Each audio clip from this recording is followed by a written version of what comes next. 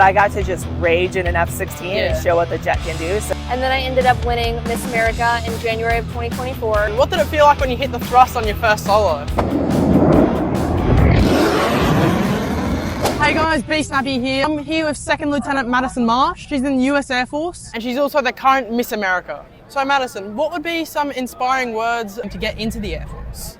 I would say just going for it. I joined the Air Force. I went to the Air Force Academy whenever I was 17, and it's just been such an incredible journey because there are so many different jobs outside of being a pilot and ways that you can impact the aviation community and impact your country by joining and serving.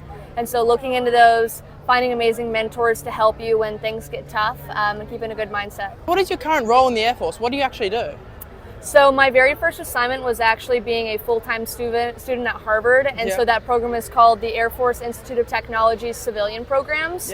And so they sent me to Harvard. That's what I was doing full-time as an officer. And then I ended up winning Miss America in January of 2024. So now the Air Force is kind of using me in a recruiter position, and so now I'm getting to be here at Oshkosh, get to meet so many people from our youth and talking to them about all the different ways that they can join the military, what we do, and hopefully inspiring them one day to put on the uniform.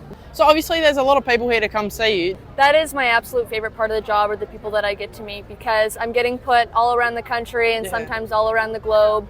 And the best part about it is even if I'm away from home, I get to meet so many kind people and people that really refresh me. So congratulations on what you're doing and hope you have a great air show. Awesome, thanks, you too. Thanks.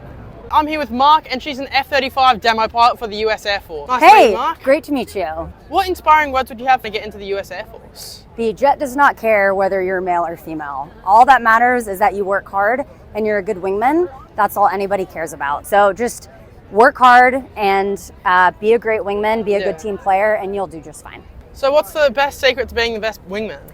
Work with your team. If someone's struggling on something, you might be struggling on that too and you just don't know it yet. So study with your teammates, get in the sims with your teammates. I think that's one of the biggest keys. How I got good at pilot training was I just spent a lot of time in the sim, honestly. And just work together as a group. It's not about you, it's about getting good as a team. So one last question, what did it feel like when you hit the thrust on your first solo? It feels like I had the power of lightning bottled up at my fingertips. When I went to Max AB, you're thrown in the back of the seat, your heart's racing. Incredible once-in-a-lifetime type experience flying F-35. Nice to meet you and good luck in the future. Great to meet you too, thank you. I'm here with Michelle Curren, and she flew the F-16 for the Thunderbirds, US Air Force. So Michelle, what words of advice would you have for aspiring pilots? Yeah, so I think whether you're in the US or anywhere else in the world, I think that might be an idea for some girls and some women that there's not a place for them in aviation because it still is predominantly men still. But I have found the community to be exceptional, so welcoming. You connect with other female pilots and they become like your sisters. The guys are very supportive. You know, I went through when 2% of fighter pilots were women, so we were very outnumbered. It's only about 4 to 5% in the US Air Force now. But what it really comes down to is showing up, focusing on learning your craft, being really good in the cockpit, and then all the questions about whether you should be there or not, your gender, all that, they just go away.